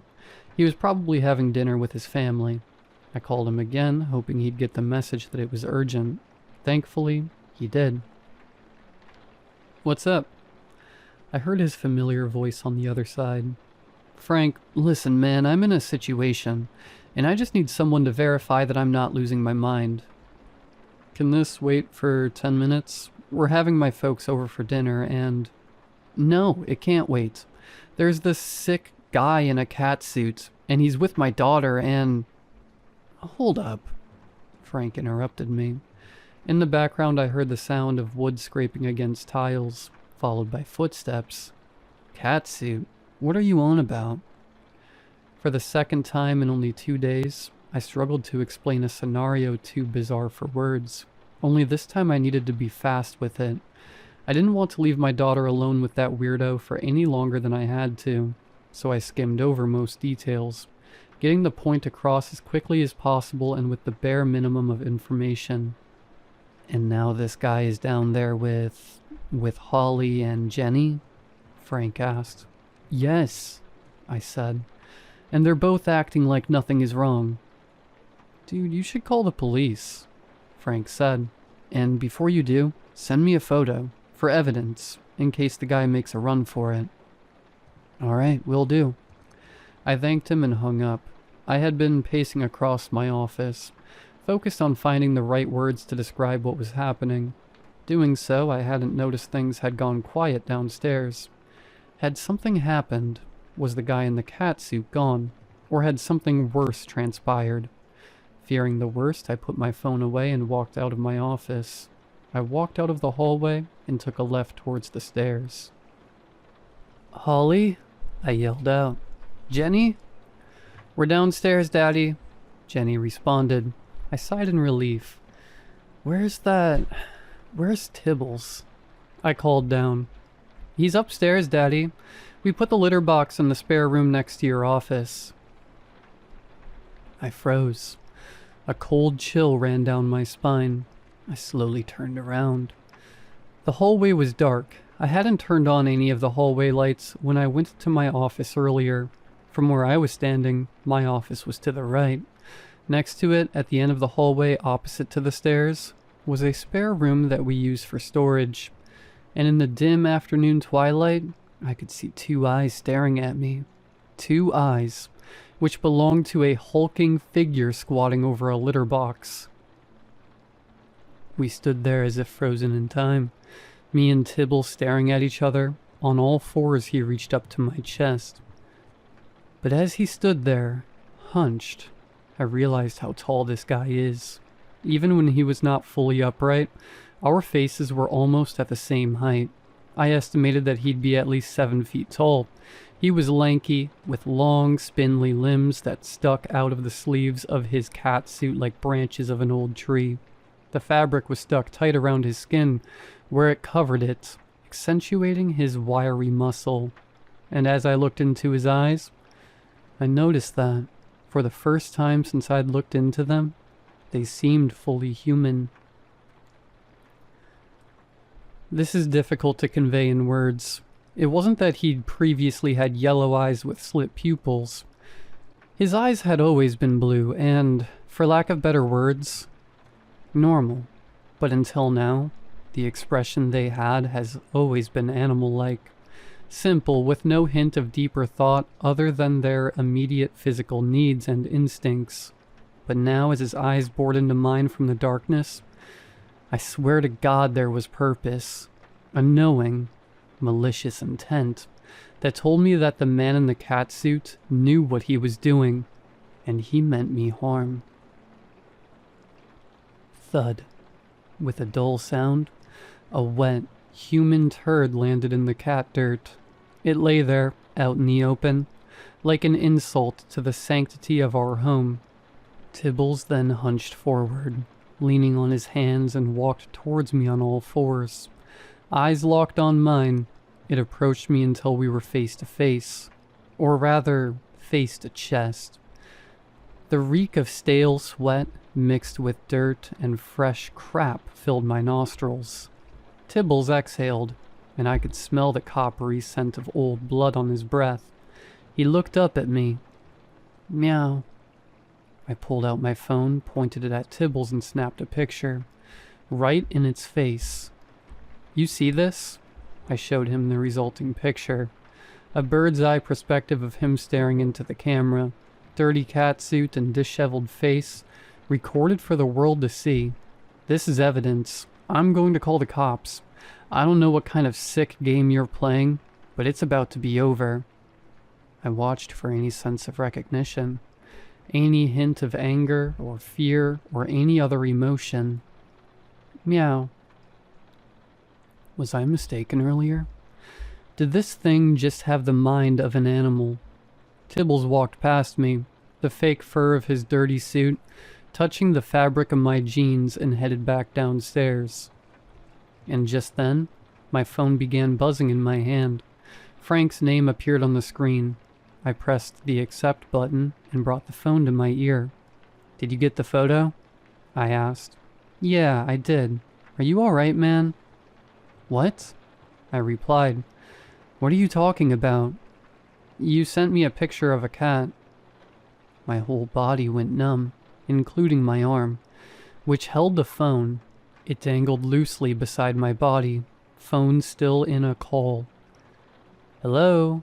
Frank's voice sounded from the device. "Are you there? We're worried about you. If there's anything Anne and I can do for you." I cut the call off. My heart began beating in my chest, and I felt like throwing up.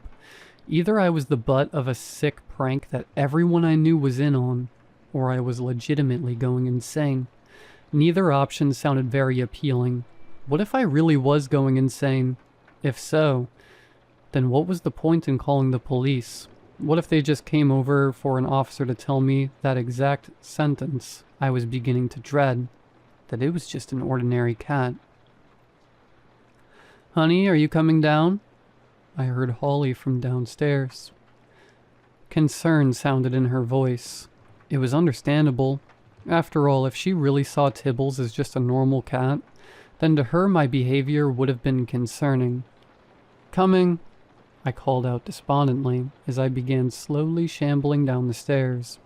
My mind was drawing a complete blank. I shuffled into the living room, pondering my next move. It took me a moment to register what I was seeing.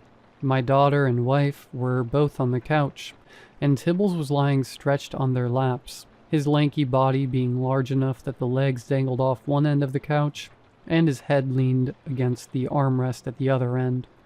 Holly and Jenny were both enthusiastically rubbing his belly as Tibbles rolled and stretched in ecstasy, purring that same purr. He then raised his head and started licking my daughter's face. Long, wet laps across her cheek as she giggled and called him silly. Well, my wife looked on tenderly as Tibbles' exposed, fleshy member flopped near her hand and against her stomach. Something she didn't even notice. Something in me snapped. Frustration, confusion, and panic had turned my mind into a pressure cooker. At that moment, the maximum temperature had been reached. Hotness rose to my head. "That's it," I said in a tone that was so calm it surprised me. I strode into the hallway with big, purposeful steps, wishing that I owned a firearm. But since I didn't, I settled for the heavy, iron baseball bat we kept in the umbrella bin, a last resort against potential home invaders. And if anything, this was an invasion. I stomped back into the living room and towards the couch. Tibbles was still resting his greasy, cheap fabric-coated body on my family. I forcefully grabbed the back of his collar and yanked with all my might. Tibbles weighed as much as his height would suggest, but he was caught by surprise. With a flailing of limbs and an angry yowl, he crashed to the floor, kicking over the nearby coffee table with a wild swing of his leg. Then, before he hit the ground, his body twisted and turned, and Tibbles landed on his feet. Holly and Jenny were in shock. "What are you doing?" Holly exclaimed. "Daddy, stop! Don't hurt Tibbles!" Jenny protested. I ignored both of them. Instead, I loomed over Tibbles, both hands on my bat, which I held overhead. "You stay the hell away from my family, you freak," I said through clenched teeth as I swung the bat at Tibbles. The thing etched backwards, dodging with such reflexes that, for a second, it was an actual cat. Then it lunged forward, swiping at my leg with its yellow nails caked with dirt, and what I could only assume was blood. Thankfully, it missed. It then looked up to me, raised its head, opened its mouth, and hissed. It exposed its dirty, yellow chompers. A thick glow of saliva dripped from his gaping maw and landed on the carpet. It followed its hiss with a deep, angry growl. Too low for a cat, but too high for a man. I was too angry to be intimidated. I said, "Get out, now!" I demanded, raising the bat again. Tibbles lunged forward again, lean arm striking forward, just as I swung the bat again. Call it foresight, call it dumb luck, but the swing was perfectly timid and connected at the elbow, producing a dull thud. Tibbles reacted by producing a loud-pitched wail. It crawled back towards the wall, cradling its wounded arm. It hissed at me again, Then with a final growl, it turned away from me and into the kitchen. A crashing sound could be heard as he barreled through the unlocked back door. I could hear a skitter of bare, clawed hands and feet on the pavement outside our house. And then, it was gone. I exhaled, lowering the bat. A mixture of adrenaline and protective instinct had prevented me from feeling any fear. But now that the immediate threat had passed, I realized that I had just been in very real danger. Still, I felt good. Proud. Like a caveman who had just taken down a saber-tooth. Like a man who had protected and provided. I turned to my daughter and wife with a smile, expecting some sort of spell to be lifted off of them. They just sat there, jaws agape. Then, like clockwork, they both started. "No, Tibbles!" Jenny shrieked as she got up and ran into the hallway. "What the hell is wrong with you?" Holly said as she rose from the couch and got in my face. I could feel the bat slip from my fingers and fall to the ground. I could hear my daughter run into the streets yelling Tibble's name. My wife kept yelling at me about how I'd been acting crazy all afternoon, and how I had just traumatized our daughter and chased away our cat. I could hardly even register it anymore. They barely sounded like words, just a dull drone. I couldn't even argue anymore. I didn't know if it was the rest of the world or just me, but I knew that one of us had officially gone mad. In the aftermath of that evening, I came to realize my outburst, unreasonable as it was in the eyes of my family, had caused a rift between us. My wife had demanded that I go outside with her and Jenny to look for the man in the cat suit, which I absolutely refused. After she got our daughter back inside, we had one of the biggest and most one-sided arguments we ever had. In her eyes, I was acting like an unhinged lunatic. She told me she wasn't comfortable leaving our daughter in my care, as long as I was such a mess, and that she would take Jenny to stay with her parents while I looked for a therapist. She explicitly told me to seek help, or consider the possibility of not seeing her and Jenny for a long time. I was branded a danger to my own daughter. And what could I say in my defense? "But honey, Tibbles isn't a cat. It's a man in a cat suit." What use were words if our experiences were so far apart? After Jenny and Holly left, I'd called in sick to work, and had spent most of those days loitering across the house and scouring the internet for anything that could explain my situation while dodging calls from Frank or my in-laws. I started my search looking for news articles about a man in a cat suit. When that yielded no results, I began searching for a more supernatural explanation instead. When I was seated at my laptop at 1 in the morning, reading up on shape-shifting demons and esoteric curses, I realized I was avoiding the issue. I needed help. I'd never hallucinated before, not even when I was experimenting in college. I wasn't familiar with any type of mental disorder. Not that I knew of, at least. But what was more likely? That I was terrorized by an entity masquerading as an ordinary cat, but that appeared to me as a man in the cat suit? Or that I was seeing things? I turned off my laptop and went to bed, determined to call a psychiatrist first thing in the morning. I had to face the music. Facing the fact that I apparently had a severe psychological condition was painful, but when I crawled into my cold, empty bed, I was reminded of what truly mattered. I wanted my wife and child back. I rested my head on my pillow and closed my eyes. Fatigue from the last few days flooded over me, and I could feel myself drifting off into sleep. Then I heard a series of scratches from my front door. I shot up, ears peeled. For a moment, all I could hear was the vague sounds of trees outside rustling in the wind, and the occasional car a few blocks away. I was about to lie down again when the sound repeated itself. I got up, I snuck into the hallway as quietly as possible. When I arrived at the stairs, I lowered myself and leaned against the wooden railing. Sliding quietly across each step, looking through the railing gaps until the front hall leading to the door came into view. Through the matted glass of our front door, I could clearly see the outline of a tall, lanky figure. The scratching became more frantic. I stood there, frozen. I was caught between confronting the problem head-on or heading back upstairs, putting the pillow over my head, and hoping whatever was tormenting me, be it physical or psychological, would eventually give up and leave me alone. It was at that moment I lost my footing and tumbled down the stairs. I landed on the floor with a dull thud. I cursed before grabbing the bottom of the railing and pulling myself back up. I winced as I tried putting my weight on my left ankle. A warm, throbbing pain permeated from it. Probably a sprain. Realizing that whatever was at the front door must have heard the commotion, I quickly looked up to find the shadow at my front door gone. Gone together with the scratching. Feeling more secure, I limped over to the front door, grabbing the keys from the counter as I passed it, unlocked the door, and opened it. I was greeted with a blast of cold night air. An empty neighborhood street stretched out before me.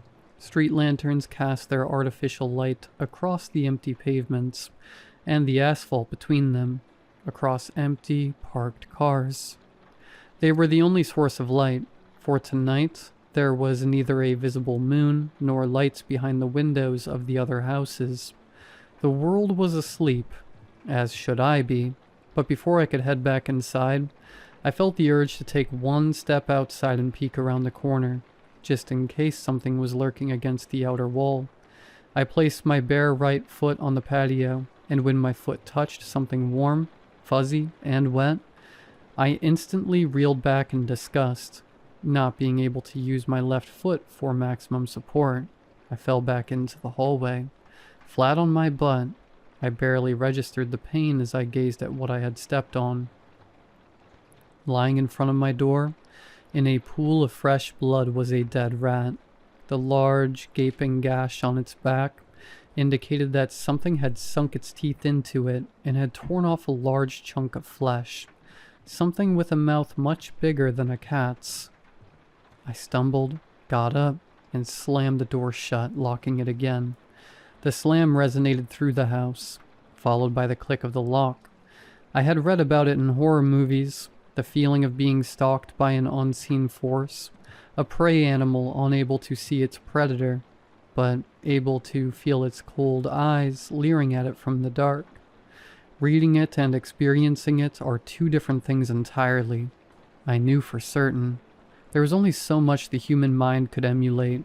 Tibbles was back. Then the back door creaked open. To this day I curse myself for forgetting to lock it. I knew what was coming. I picked myself up, stumbled towards the umbrella basket, and grabbed the trusty baseball bat I had used earlier. I could hear the slaps of bare feet on kitchen tiles. Slow, deliberate steps as a prelude to my reckoning. I accepted the challenge by moving further into the living room, giving myself more space to maneuver, bat in one hand, keys in the pajama pockets, staring defiantly into the open doorway to the kitchen as Tibbles appeared in the opening. He was standing upright now. A disgusting man so tall he had to lower his head a little to fit underneath the doorpost. He took one step into the room and stopped. I could see his cheap cat suit caked in new layers of dirt, grime, and stains of dark liquid. The same type of dark liquid that covered his mouth and lips and was smeared across his cheek and stained his dirty blonde beard. I could see his limp member hanging between his legs in a grotesque mockery of decency. Worst of all, I could see the purposeful malice in his pale blue eyes, which were fixated on mine, human and animalistic at the same time. He stood still as a statue in the middle of his living room, the stillness of a tiger ready to pounce. Back for more? I growled defiantly. I knew I had locked myself in with the beast. I knew I couldn't possibly outrun it, not with my sprained ankle. But I didn't need to. Seeing this thing and being reminded of how it put its disgusting paws on my family brought back the rage I felt that evening. I had a feeling I was going to need it. Tibbles moved. A slight bend of the knee to generate force. Then, with predatory purpose, he shot forward. And I was too slow. Tibbles crashed into me, tackling me against the ground and pinning me down with its full weight. The back clanked to the ground, outside of my reach. I coughed, air being pressed out of my lungs. I gasped for new air and was immediately greeted by the rank smell of sweat, blood, and decaying breath. Tibbles began growling, a deep, rumbling sound like rolling thunder. I tried to push him off, but the thing was too strong and too heavy. It then raised itself up, sitting on top of me. The relief that I felt was short-lived as I saw Tibbles raise its claws. I shielded my face and torso with my arms as he began scratching me with long, dirty, yellow nails. They weren't as sharp as a cat's, but they were long, and the force behind them made them dangerous weapons all the same. I gritted my teeth as I felt Tibbles' nails tear through the fabric of my pajamas and then through my skin. I was losing the fight, and I had to do something.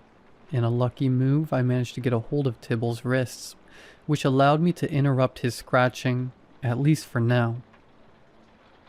Tibbles growled, trying to wrestle his arms from my grasp, its pale eyes bulging, face a mask of animalistic fury. Then it managed to wiggle its wrists from my grasp, enough to grab my wrists instead. It pinned both my arms to the ground next to me, and brought its face down to mine.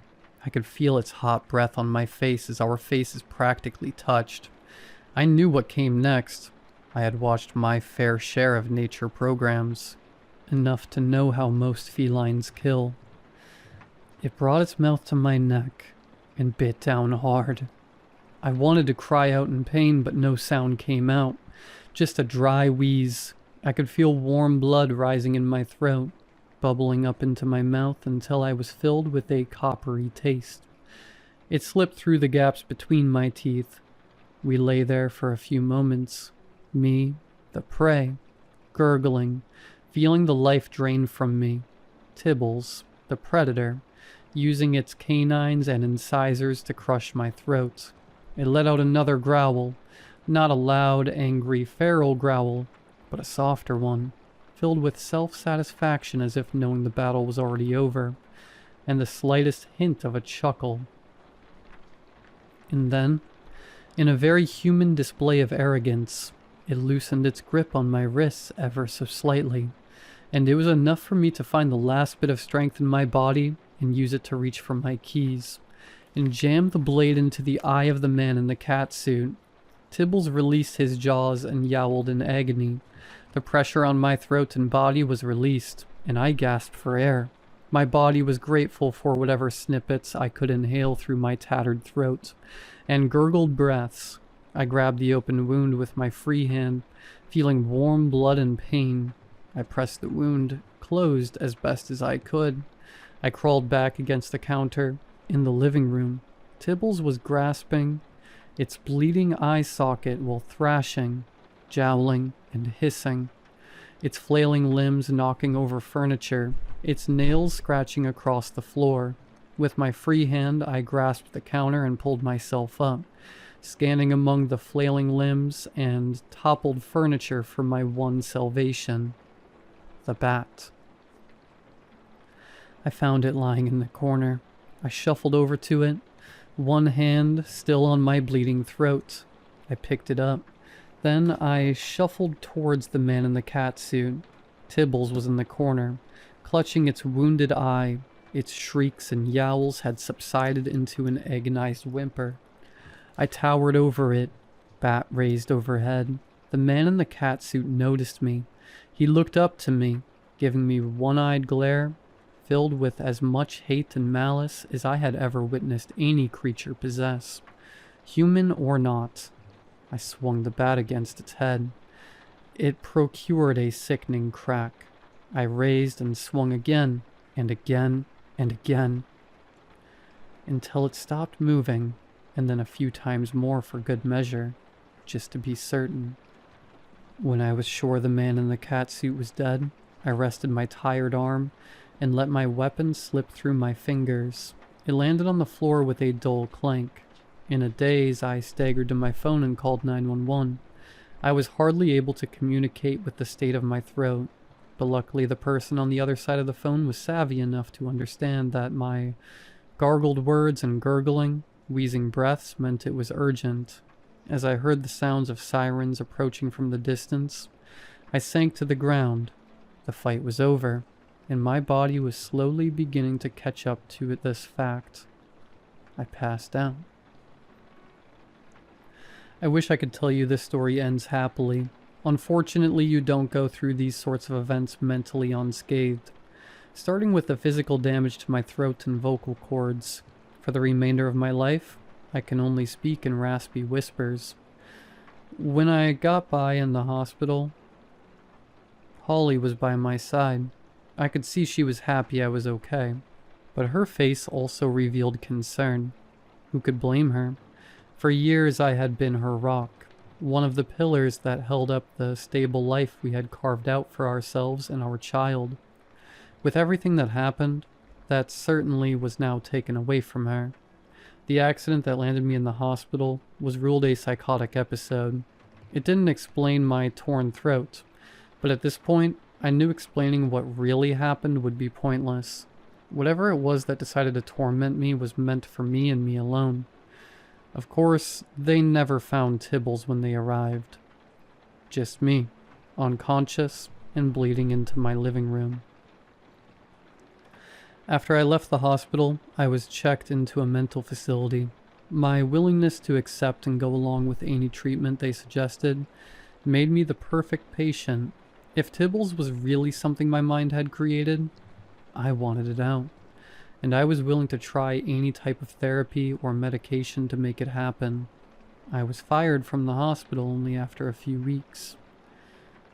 I now sit at home, feeling slightly groggy from the new medication I've received. My wife is downstairs playing with Jenny. The project of getting our daughter a pet was put on indefinite hold.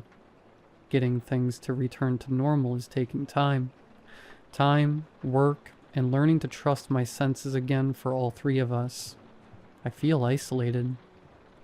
Coming face to face with terror is bad, but not being able to share my experiences with others and experience comfort from that is even worse. But I'm trying, bit by bit, day by day. I am getting my family back. I'll do what it takes. I'll take my medication.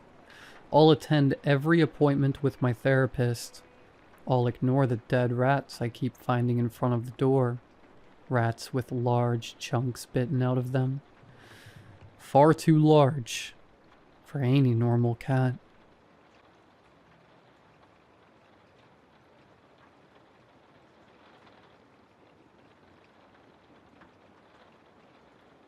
Before I start, barn cats are known to stray from farmsteads in the summer months. Alright, let's get on to the story. Cornfields are ridiculously terrifying, and I don't care what else you have to say about it.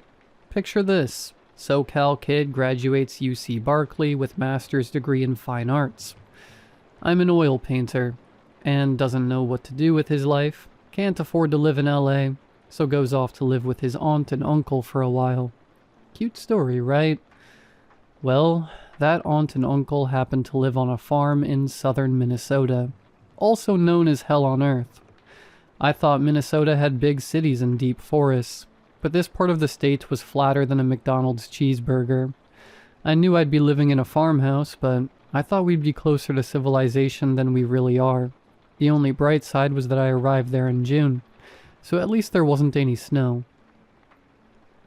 The corn was up to my shins when I walked past the field for the first time. Aunt May, real name by the way, came down the farmhouse steps to meet me and give me a big hug before I could get my bags out of my rotting Toyota. Uncle Bill slowly descended the steps with a smile on his face and a limp in his right leg. He hobbled over to join us while May gushed about how good it was to see me again, and inquired exhaustingly about my travels. Uncle Bill offered a massive paw and shook my hand like a dog flogging its limp chew toy, a genuine smile on his face all the while. "Good to see you, bud," was all he offered before May's doting drowned him out. "We've got the guest room all set up for you. Come on inside. You haven't been here since you were real little. Do you remember last time you were here?" she asked, grabbing my bags and heading off towards the house without me. I was barely a year old last time I was here, so no, I did not remember. While May trotted off to the house, still asking questions over her shoulder, Uncle Bill patted me on my own shoulder and we followed her at his pace. "It's good to have you with us," Bill said. He was resting his hand on my shoulder, and when he took a step, would use me as a makeshift crutch to help him along. But he did so gently rather than using his full weight, which I greatly appreciated. It's going to be a busy year. Not much rain so far, so I'll need to make sure the fields are irrigated. You don't have to help. You're not here to work. But if you don't see much of me, that's why. But if you need anything, seriously, need anything, I'll always make time, alright? "Thanks, Uncle Bill," I answered. I detected no hint of Bill or May putting up fronts or facades. They seemed genuinely happy to see me, even though I'd be of absolutely no use to them in their farming endeavors.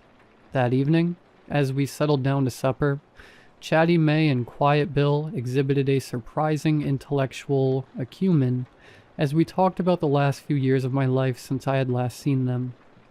My mom, Bill's sister, had been the artsy child of the family. She moved to California with a boyfriend, my father, who subsequently dumped her to escape the backwardness of flyover country.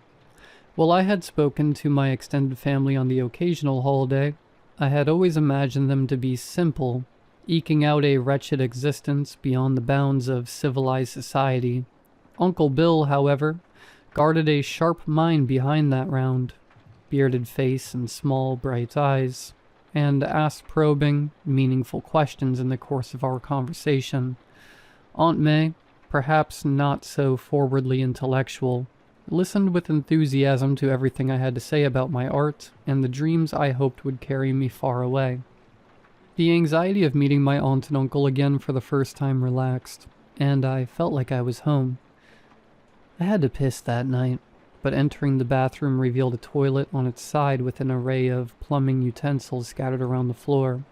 Uncle Bill informed me that the guest toilet had broken the week before, and he wasn't able to fix it in time, but I was welcome to use the master bathroom downstairs. However, as it was 2 a.m, I wasn't about to disturb a farmer and his wife to use the toilet. Instead, I crept down the staircase and slipped out the back door. Despite summer being in full swing, the June night was cool thanks to the breeze that blew from the west. I approached the cornfield. My only light, the orange sodium lamp that illuminated the driveway from a telephone pole, and prepared to water the crops when I was seized by the sudden, cold grip of an ancient fear. I could see, silhouetted against the half-moon, the whole landscape spread out in every direction like a scroll unrolled across the earth. The horizon surrounded me, darkness beneath distant stars. Anything could be out here with me. The hairs on my neck prickled as a primeval fear from my pre-human ancestors informed me that I was not alone. And that fear spoke true. A pair of eyes in the shin-high corn. Then another pair, and another. I froze, my heart pounding as a cocktail of cortisol and adrenaline gave form to the creature in the crop. I had no idea what lived out here. Were there wolves in Minnesota? I think so. Bears? No. The eyes are too low to the ground. Mountain lions? Are there mountains in Minnesota? A trembling hand pulled my phone from my pocket and shook it, igniting the flashlight to reveal the monster of my dreams.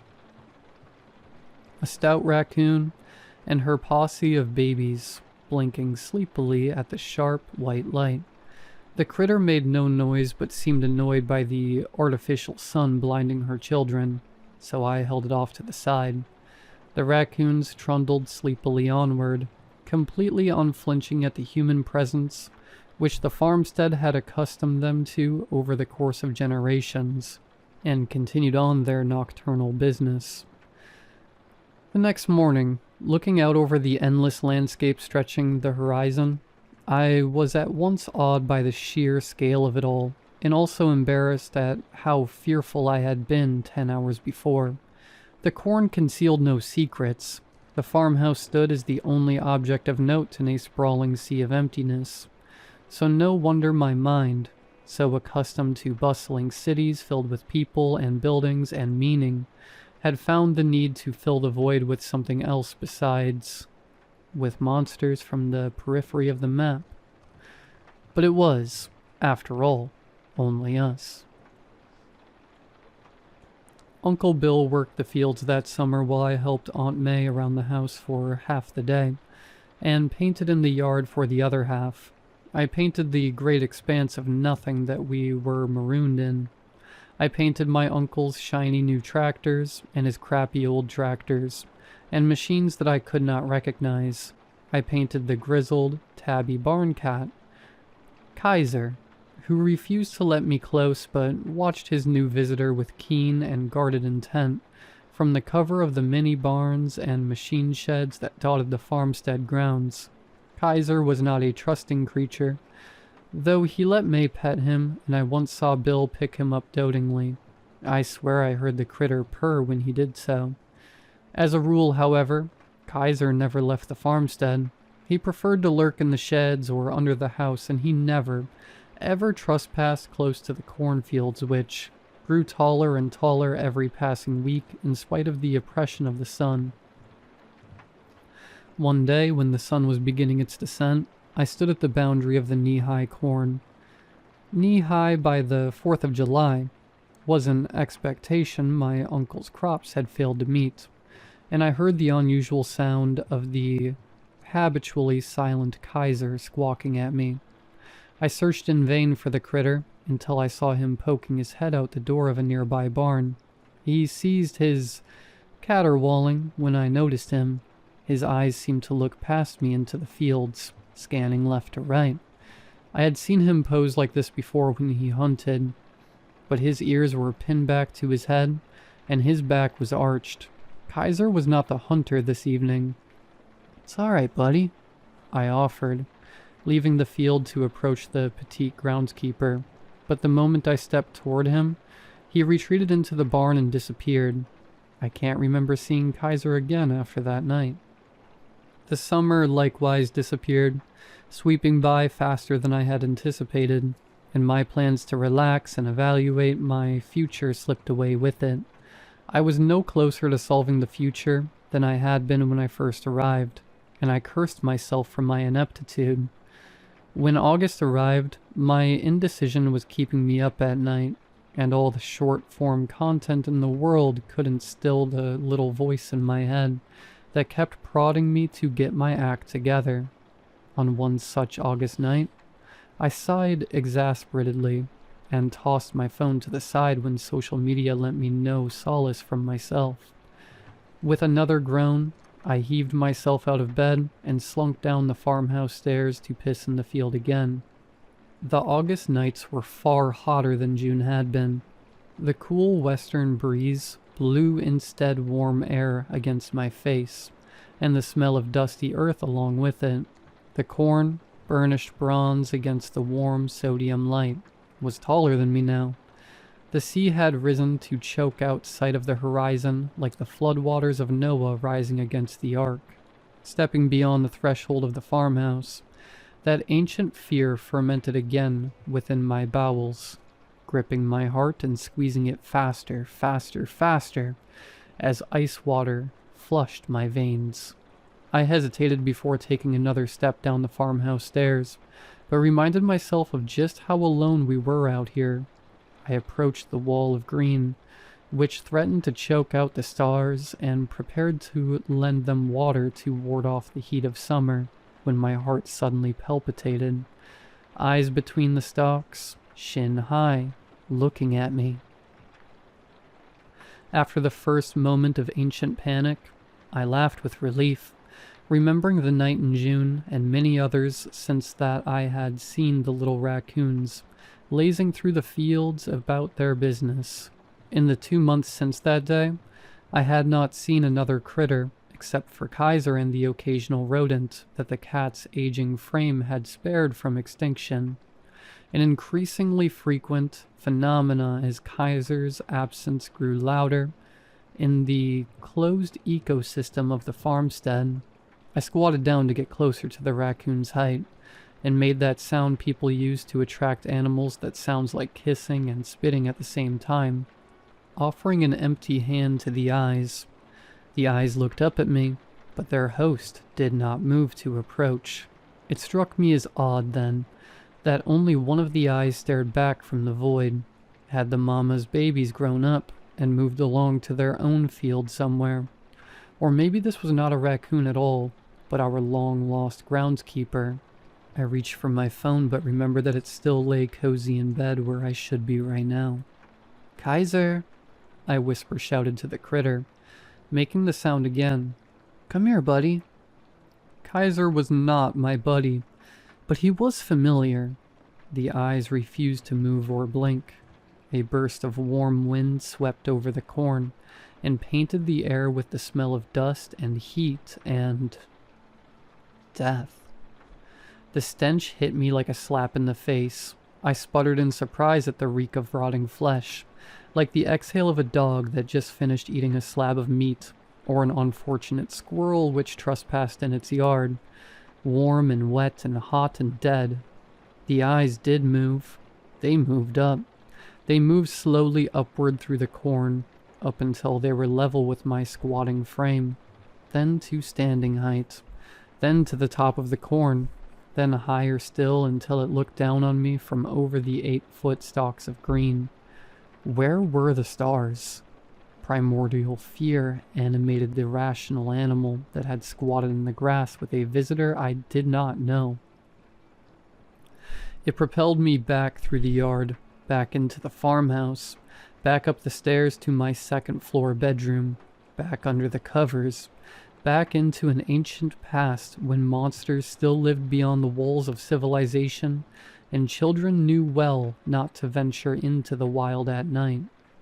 I'm writing this maybe half an hour after these events took place. My heart finally stopped pounding. My limbs finally stopped shaking. I do not know what the hell is out there, but tomorrow I'm done. I'm going to say goodbye to Aunt May and Uncle Bill, and I'm getting on the road as soon as possible. There are eyes at the window.